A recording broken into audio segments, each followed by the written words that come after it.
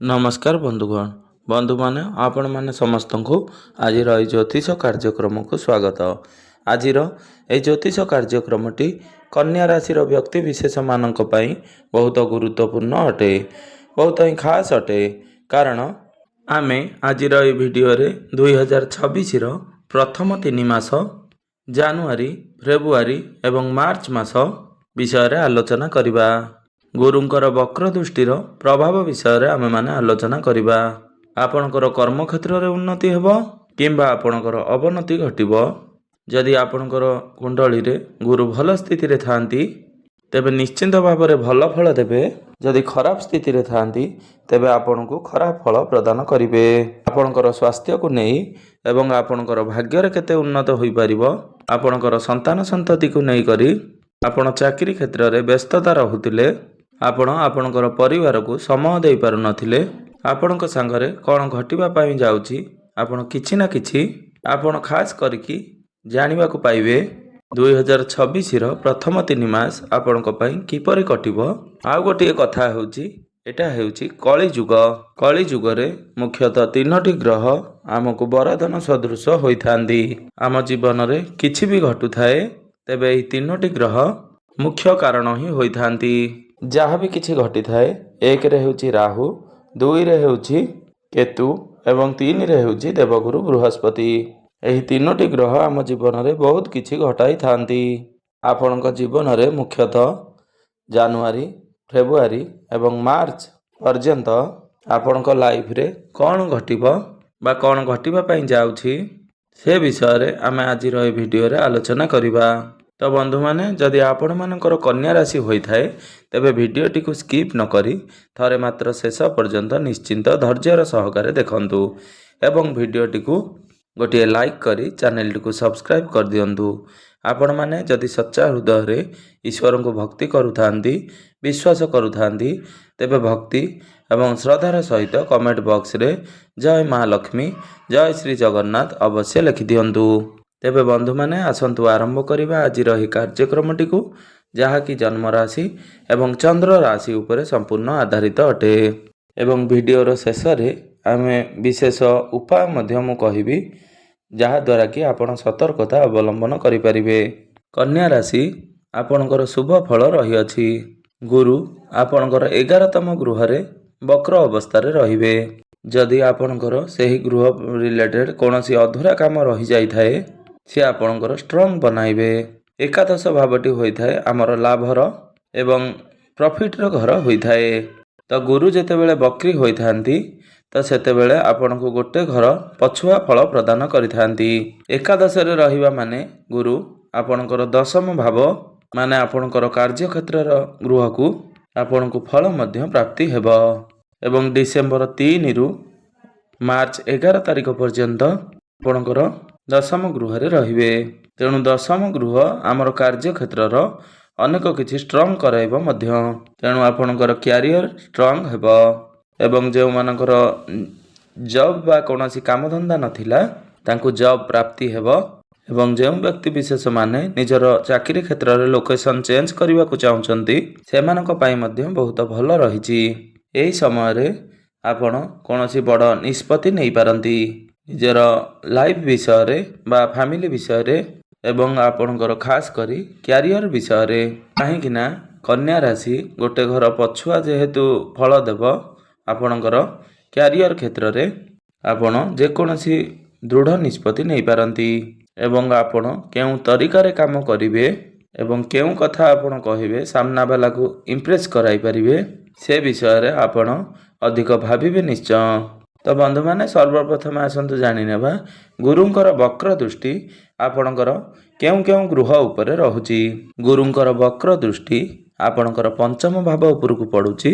5म गृह को पडिबा माने विद्यार्थी मानक पई सबुठारु खुशी खबर एवं जे मानकर पाठ पढारे मन लागु नथिला बा खेल कूद रे सबवेले मन लागुथुला सेथिरे विद्यार्थी मानकर मन लागिबो एवं विद्यार्थी माने लक्ष्य हासिल करिवे। एवं जदि घर ठारू केवाड़े दूर को जीवा पई चाहुतिले सेथिरे मध्य आपनक पई सुजोग प्राप्ति हेबो। तो द्वितीय रे हेउची प्रेम जीवन। ଯଦି ଆପଣଙ୍କର ପ୍ରେମ ଜୀବନରେ କୌଣସି ମତାନ୍ତର ଭଳି ସମସ୍ୟା ଥିଲା, ବ୍ରେକଅପ୍ ଭଳି ସମସ୍ୟା ଥିଲା, ଆପଣ ନମ୍ବର ବ୍ଲକ୍ କରି ରଖୁଥିଲେ ଏବଂ ସାମ୍ନାବାଲା ଆପଣଙ୍କୁ ବୁଝିପାରୁନଥିଲେ ଏବଂ ଆପଣ ସାମ୍ନାବାଲାକୁ ବୁଝିପାରୁନଥିଲେ, ଏଠାରେ ଆପଣଙ୍କର ମତଭେଦ ଦୂର ହେବ ଏବଂ ଆପଣଙ୍କ ମଧ୍ୟରେ କୋଅର୍ଡ଼ିନେସନ୍ ଭଲ ରହିବ। ଏବଂ ସବୁଠାରୁ ଭଲ କଥା ହେଲା ଆପଣଙ୍କର ଲାଇଫ୍ ପାର୍ଟନର ଆପଣଙ୍କୁ କିଛି ଉପଦେଶ ଦେବେ ଏବଂ ସେହି ଉପଦେଶ ଆପଣଙ୍କର ଭବିଷ୍ୟତରେ କାମରେ ଆସିବ।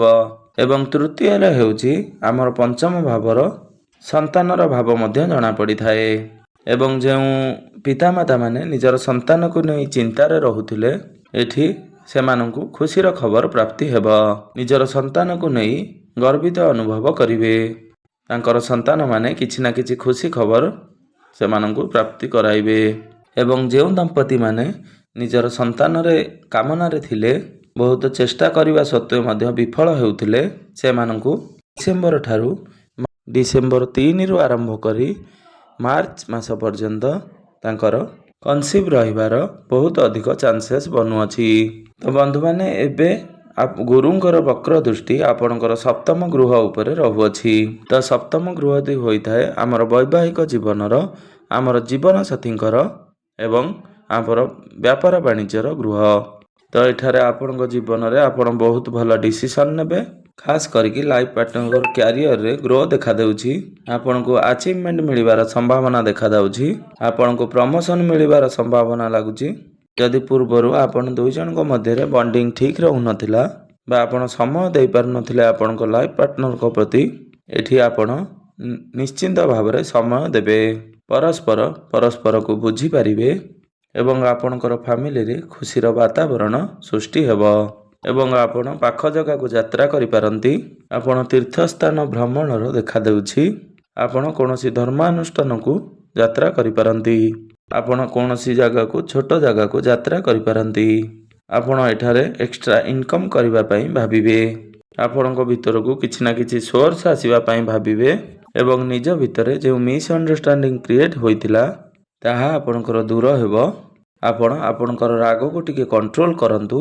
ଆପଣ ଟିକେ ମୁଡି ନେଚରର ରହିବେ, ହେଲେ ଆପଣଙ୍କୁ ସଫଳତା ପ୍ରାପ୍ତି ଦେଖାଦେଉଛି। ତୃତୀୟରେ ହେଉଛି ଗୁରୁଙ୍କର ବକ୍ର ଦୃଷ୍ଟି ଆପଣଙ୍କର ତୃତୀୟ ଭାବକୁ ଆକ୍ଟିଭ୍ କରାଉଛି। ତୃତୀୟ ଗ୍ରହଟି ହୋଇଥାଏ ଅନଲାଇନରେ ଆପଣ ଯେକୌଣସି କାର୍ଯ୍ୟ କରୁଛନ୍ତି, ମାର୍କେଟିଂ କରୁଛନ୍ତି କିମ୍ବା କୌଣସି ଅନଲାଇନର ଗୃହଟି ଆକ୍ଟିଭ୍ ରହୁଅଛି, ସେଥିରେ ମଧ୍ୟ ଗ୍ରୋ କରିବାର ଦେଖାଦେଉଛି। ନିଜ ଭିତରେ ଯେକୌଣସି ଫ୍ୟାମିଲି ରିଲେସନ୍ ହେଉ ବା ଆପଣଙ୍କର ପ୍ରେମ ଜୀବନ ହେଉ ବା ବୈବାହିକ ଜୀବନ ହେଉ, ଆପଣଙ୍କର ରିଲେସନ୍କୁ ମଜବୁତ କରାଇବ। ଆପଣ କୌଣସି ପ୍ରକାର ପରଚେଜ୍ କରିପାରନ୍ତି। ଏଠି ଆପଣଙ୍କର ଅନଲାଇନ୍ ସମ୍ବନ୍ଧୀୟ ଯେକୌଣସି କାର୍ଯ୍ୟ ଅଛି, ଆପଣ ଏଠାରେ ପୁରା କରିବେ ନିଶ୍ଚୟ। ଖାସ୍ କରିକି ଡିସେମ୍ବର 3 ପରଠାରୁ ଏହି 2026ର ଆରମ୍ଭରୁ ଆପଣ କିଛି ନା କିଛି ନୂତନ ବିଜନେସ୍ ଆରମ୍ଭ କରିପାରନ୍ତି। ଖାସ୍ କରିକି ଯଦି ସ୍ୱାମୀ ସ୍ତ୍ରୀ ଚାହୁଁଥିଲେ, ଏଠାରେ ଆପଣଙ୍କୁ ସୁଯୋଗ ନିଶ୍ଚିନ୍ତ ଆସିବ।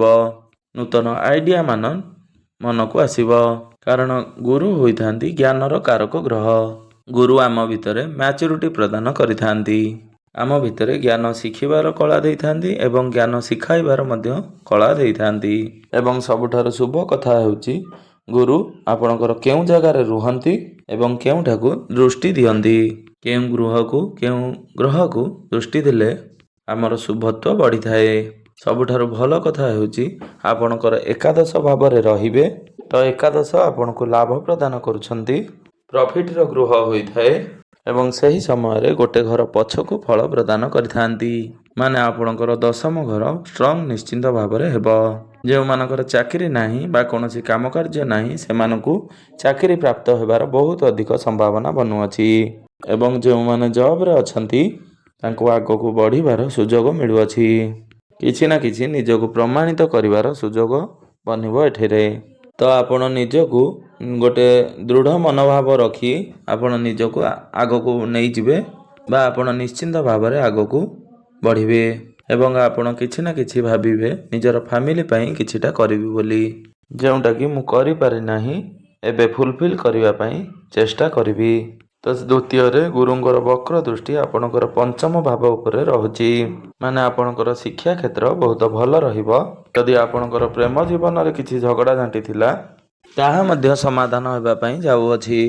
ତେବେ ତୃତୀୟରେ ଆପଣଙ୍କର କନସିଭ୍ ରହୁନଥିଲା, ଆପଣ ବହୁତ ଚେଷ୍ଟା କଲେ ମଧ୍ୟ ବାରମ୍ବାର ବିଫଳ ହେଉଥିଲେ, ତେବେ ଆପଣଙ୍କର କନସିଭ୍ ରହିବାର ସମ୍ଭାବନା ବନୁଅଛି। ଆପଣଙ୍କର ସପ୍ତମ ଗୃହକୁ ଗୁରୁଙ୍କର ବକ୍ର ଦୃଷ୍ଟି ରହୁଅଛି। ଆପଣଙ୍କର ବୈବାହିକ ଜୀବନ, ଯେଉଁ ବ୍ୟକ୍ତିବିଶେଷମାନେ ବିବାହ କରିନାହାନ୍ତି ତାଙ୍କ ପାଇଁ ମଧ୍ୟ ବେଟରମେଣ୍ଟ ରହୁଛି। ତାଙ୍କ ଗୃହକୁ ଭଲ ଭଲ ପ୍ରସ୍ତାବମାନ ଆସିପାରେ ଏବଂ ବିବାହ ସ୍ଥିର ମଧ୍ୟ ହୋଇପାରେ। ତ ବୈବାହିକ ଜୀବନରେ ନିଜ ଭିତରେ ଭଲ ବଣ୍ଡିଂ ରହିବ, କୋଅର୍ଡ଼ିନେସନ୍ ଭଲ ରହିବ। ଆପଣଙ୍କର ଜୀବନସାଥୀଙ୍କର କ୍ୟାରିୟରରେ ଗ୍ରୋ ଦେଖାଦେଉଛି। ଆପଣଙ୍କର ହେଲ୍ଥରେ ଯଦି କିଛି ନା କିଛି ଇସ୍ୟୁ ଥିଲା, ଆପଣଙ୍କର ହେଲ୍ଥରେ କିଛି ନା କିଛି ରିକଭରି ଦେଖିବା ପାଇଁ ମିଳିବ। ଗୁରୁଙ୍କର ବକ୍ର ଦୃଷ୍ଟି ଆପଣଙ୍କର ତୃତୀୟ ଭାବକୁ ରହୁଅଛି। ତୃତୀୟ ଗୃହଟି ହୋଇଥାଏ ଆମର ଅନଲାଇନ୍ର ଏବଂ ଧାର୍ମିକ ଭାବନାର। ତ ଆପଣଙ୍କୁ ଆକ୍ଟିଭ୍ କରାଇବ ଆପଣଙ୍କର ବ୍ୟାପାର ବାଣିଜ୍ୟ ପାଇଁ, ଅନଲାଇନ୍ ପରଚେସ୍ ପାଇଁ। ଯଦି ଆପଣ ଅନଲାଇନ୍ରେ କିଛି ନା କିଛି ବିଜନେସ୍ କରୁଥାନ୍ତି, ଆପଣଙ୍କ ପାଇଁ ନିଶ୍ଚିନ୍ତ ଭାବରେ ଗ୍ରୋଥ୍ ଦେଖାଯାଉଛି। ଏଠି ମୋଟାମୋଟି କହିବାକୁ ଗଲେ 2026 ଆରମ୍ଭରୁ ଆପଣଙ୍କ ପାଇଁ ବହୁତ ଭଲ ସୁଯୋଗ ଆଣିବ ଆଗକୁ ବଢ଼ିବା ପାଇଁ। ବାକି ରହିଲା ଆପଣ କେତେ ଚେଷ୍ଟା କରୁଛନ୍ତି ଆପଣଙ୍କ ଉପରେ ନିର୍ଭର କରେ। ଆପଣ ଆଗକୁ ବଢ଼ିବା ପାଇଁ ଚେଷ୍ଟା କରନ୍ତୁ। ଆପଣ କିଛି ନା କିଛି ଆଗକୁ କରିବା ପାଇଁ ଚେଷ୍ଟା କରନ୍ତୁ, କାରଣ ଏଠାରେ ଗ୍ରହ ସପୋର୍ଟ ଆପଣଙ୍କୁ ପ୍ରାପ୍ତି ହେବ। ତ ଆପଣଙ୍କ ଭାଗ୍ୟ ତ ଭଲ ରହିଛି ଏବଂ କର୍ମଫଳ ବି ଭଲ ରହିଛି। ଆପଣଙ୍କର ଗ୍ରହ ଗୋଚରରେ ପୁରା ଫୁଲ୍ ସପୋର୍ଟ ରହିଛି। ତ ବନ୍ଧୁମାନେ, ଏବେ ଆସନ୍ତୁ ଜାଣିନେବା କିଛି ବିଶେଷ ଉପାୟ ବା ପ୍ରତିକାର ବିଷୟରେ। ଯଦି ଆପଣଙ୍କର କିଛି ନା କିଛି ନେଗେଟିଭ୍ ଚାର୍ଜ ରହୁଛି, ସେଗୁଡ଼ିକ ଖଣ୍ଡନ ହୋଇପାରିବ କିଛି ମାତ୍ରାରେ ଏବଂ ଆପଣଙ୍କୁ ଶୁଭଫଳ ପ୍ରାପ୍ତି ହେବ। ତ ଆପଣ ପ୍ରତ୍ୟେକ ଦିନ ବୁଧଙ୍କର ବୀଜ ମନ୍ତ୍ରର ଜପ 108 ଥର ଅବଶ୍ୟ କରନ୍ତୁ। ଆପଣ ବିଷ୍ଣୁ ସହସ୍ର ନାମର ପାଠ ଅବଶ୍ୟ କରନ୍ତୁ। ଆପଣ ପ୍ରତ୍ୟେକ ଦିନ ହନୁମାନ ଚାଳିଶାର ପାଠ ଅବଶ୍ୟ କରନ୍ତୁ ଏବଂ ସୂର୍ଯ୍ୟ ଉଦୟ ପରେ ଆପଣ ତମ୍ବା ପାତ୍ରରେ ଜଳାର୍ଘ୍ୟ ଅର୍ପଣ କରନ୍ତୁ। ତେବେ ବନ୍ଧୁମାନେ, ଆମେ ଜାଣିଲେ 2026ର ପ୍ରଥମ 3 ମାସ, ଯେପରିକି ଜାନୁଆରୀ, ଫେବୃଆରୀ ଏବଂ ମାର୍ଚ୍ଚ ମାସ ଆପଣଙ୍କର କେଉଁ ସବୁ ପରିବର୍ତ୍ତନ ହେବାକୁ ଯାଉଛି। ଆପଣଙ୍କର ପ୍ରତ୍ୟେକ କ୍ଷେତ୍ରରେ ପରିବର୍ତ୍ତନ କିଛି ନା କିଛି ନିଶ୍ଚୟ ଭାବରେ ହେବ। କିନ୍ତୁ ଆପଣ ଜମା ବସି ରୁହନ୍ତୁ ନାହିଁ, ନିଜର କର୍ମ ପଥରେ ଆଗେଇ ଚାଲନ୍ତୁ। ଦେଖିବେ ଆପଣଙ୍କର ଜୀବନ ସୁଖମୟ ହେବ ଏବଂ ନିହାତି କିଛି ନା କିଛି ଭାବରେ ଆପଣ ଉନ୍ନତି କରିବେ। ତେବେ ବନ୍ଧୁମାନେ, ମୋର ଏହି ଭିଡ଼ିଓଟି ଆପଣମାନଙ୍କୁ କିପରି ଲାଗିଲା କମେଣ୍ଟ ମାଧ୍ୟମରେ ମୋତେ ଜଣାଇବେ।